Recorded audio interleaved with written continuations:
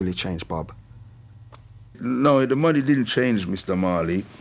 I think that it changed the people around him. You know? I think the Rastafarian movement had a lot to do with the way Bob turned out, because he immersed himself, you know, in it, and was in search of righteousness, I would say. Being around when we used to go and visit him at the hotel, you know his temperament, you you get to know the person. And he was a number one. He was an ace person, genuine. It wasn't that he was the name that made him the person, He was a person before the name, he's a strong person. Reggae really came out of Jamaica.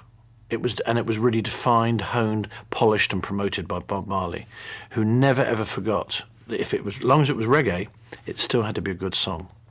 What made him a genius was his ability to regurgitate parables and to sing a song that many people in different walks of life could identify with. Someone sings something and go, yeah, I know what he's talking about. Or I've been there. Or I've seen that happen. The songs Bob sang, they were, logic and common sense. Like, no use crying over spilt milk. These kind of proverbs, He knew how to write songs that would make you wish you'd written it. You heard a new Bob Marley song, you think, oh, why didn't I think of that? Something that was staring you in the face, as it were, But it was a bit too obvious, and he would just take that, all these elements, and put them together. Bob Marley's belief as a Rastafarian was that you didn't use Western medicine. You tried to live the life as laid down. And when he was diagnosed to having cancer, which started, I believe, in his foot, he refused all Western medical treatment. To him, the body was a temple. And if God had decided you were to leave, you had to prepare yourself to leave. The only thing that was available to him was what we would call alternative medicine. And I remember he went to a clinic where they put him on a very special diet and very special water and mixtures and herbs and what have you. But basically it was too late. So if people come along and say there was a conspiracy, somebody wanted to kill him, it was over. He knew his time had come, and in the end he admitted, according to the stories that I've read, that the treatment he had in this clinic helped him prepare himself for a peaceful end.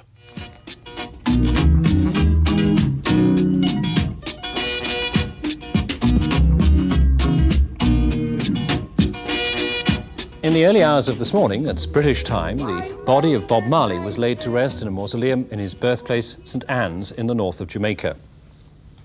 As the man who popularised reggae music around the world, Marley was the third world's first real superstar. He was just 36 when he died of cancer 11 days ago. The hearse carrying his body was escorted by a motorcade that had driven the 60 miles north from Kingston. Thousands of Jamaicans lined the streets to watch it pass. And it was a remarkable climax to what was surely the most extraordinary funeral ever given to a pop singer. But then Bob Marley was no ordinary pop singer, as Robin Denslow reports from Jamaica. Every man thing gets his burden with the heavy air. Every man thing gets his burden with the heavy air. For 2 days, Kingston almost came to a standstill as Jamaicans by the tens of thousands paid tribute to the third world's first superstar. For Jamaicans, Marley wasn't merely a great singer and writer, but more a national hero and prophet. It was taken for granted that the Prime Minister and opposition leader would attend the funeral, or that the budget debate should be delayed for a week because of a pop star's death. Sound systems, Kingston's omnipresent mobile discos, blasted out his songs as the crowds waited outside the National Arena to file past his body. Can't run away from yourself. Can't run away from yourself.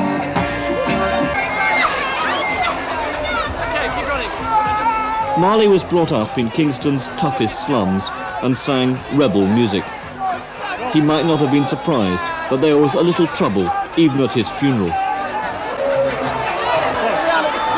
It's been a peaceful funeral demonstration so far, but suddenly the police are tear gassing the crowd. We don't yet know why. Tear gas exploding up behind me now.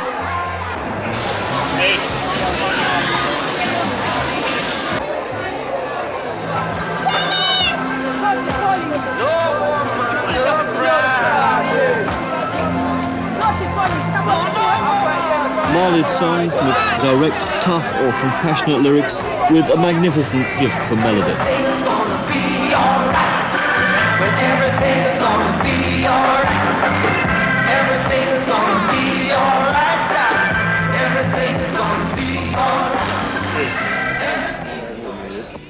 Bob Marley was born in St Anne's in the north of the island, but in his early teens he moved here to the ghettos of Trenchtown in Kingston. The wooden shack where he lived is no longer there. It's been redeveloped as part of what Marley called the concrete jungle. It was in the tenement yards around here that he first started to sing. Bob Marley was the king of reggae, the music of his native Jamaica that made him an international superstar. He was also a disciple of the Jamaican cult of Rastafarianism, wearing his hair in the distinctive long dreadlocks and using marijuana as a sacrament. He smoked up to a pound of it a week.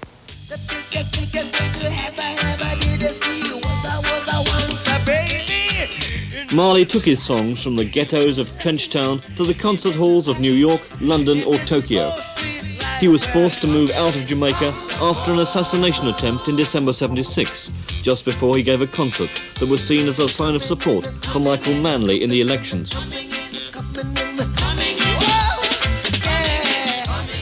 He returned in '78 for a peace concert celebrating a short-lived truce between the Kingston gangs that was attended by Michael Manley, then Prime Minister, and opposition leader Edward Seaga, who took over after last year's election. Jamaica's present Prime Minister was once a record producer and has long been a local music enthusiast. Many people in Britain might find it bizarre that a Prime Minister should be reading the eulogy at the funeral of a pop star and that the budget debate should actually be postponed because of the event. The Prime Minister is reading the eulogy because, quite apart from being Prime Minister, I myself have a background in folk music and anthropology, and took a very personal interest in the development of Jamaican popular music. And as for the postponement of the budget debate, or the deferment of it for 1 week, that was inevitable because the death has created a mood. And in that mood, in a small country such as ours, it isn't the right climate to put forward the presentation of the first budget of this new government. The funeral service was a curious mixture of Rasta religious ceremony and pop concert. Inside, the hall was decorated with Jamaican and Rasta colours and pictures of nationalist hero Marcus Garvey and Haile Selassie. The hall was filled with the robed priests of the Rastafarian Ethiopian Orthodox Church. Marley's success has given the Rastas a new status. And even the Prime Minister threw in Rasta references in his eulogy. Of his many musical creations, it may be said that special places are reserved for 4. Trenchtown Rock, the symbol of his life.